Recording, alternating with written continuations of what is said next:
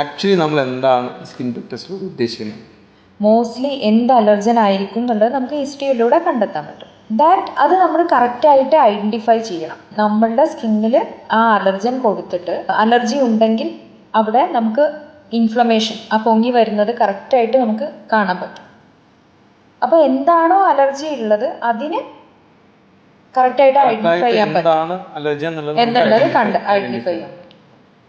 അപ്പം നമ്മൾ ഇമ്മ്യൂണോതെറാപ്പി എന്നുള്ളതാണ് ഇപ്പോൾ ഒരു കൂടുതലായിട്ട് പറഞ്ഞു കേൾക്കുന്ന അലർജി ഫീൽഡിൽ നമ്മൾ പറഞ്ഞു കേൾക്കുന്ന ഒരു ചികിത്സാ രീതി. ഇമ്മ്യൂണോതെറാപ്പി നമുക്കൊരു കുട്ടികളിലോട്ട് എത്രത്തോളം യൂസ് ചെയ്യാൻ പറ്റും, അതിന് എത്രത്തോളം എഫക്റ്റീവ്നെസ് ഉണ്ട്, പിന്നെ ഈ പറഞ്ഞ പോലെ ഏത് ഏജ് മുതൽ നമുക്കിത് സ്റ്റാർട്ട് ചെയ്യാൻ പറ്റും? നിങ്ങൾ പറഞ്ഞല്ലോ ഈ അഡിക്ഷൻ ആവോ, ഇൻഹേലർ എടുക്കുമ്പോൾ അഡിക്ഷൻ ആവോ എന്നുള്ള ഒരു കണ്ടീഷൻ. അപ്പോൾ നമുക്ക് ഈ ഇൻഹേലർ കുറച്ച് കൊണ്ടുവരണം, സ്റ്റോപ്പ് ചെയ്യണം. അപ്പോൾ നമ്മൾ എന്ത് വേണം, അലർജി ഉള്ളത് എന്തിനാന്നുള്ളത് കണ്ടെത്തിയിട്ട് അതിനെ കൺട്രോൾ ചെയ്യുക. അതുപോലെ തന്നെ അത് തന്നെ ബോഡിയിലേക്ക് കൊടുക്കുക. അതാണ് ഇമ്മ്യൂണോതെറാപ്പി ചികിത്സ. എന്നിട്ട് നമ്മുടെ ഈ ബോഡീൻ്റെ ഓവർ റിയാക്ഷനെ നോർമലിലേക്ക് കൊണ്ടുവരാം. അങ്ങനെ കൊണ്ടുവന്നു കഴിഞ്ഞാൽ നമുക്ക് ഇൻഹേലർ സ്റ്റോപ്പ് ചെയ്യാനും കഴിയും.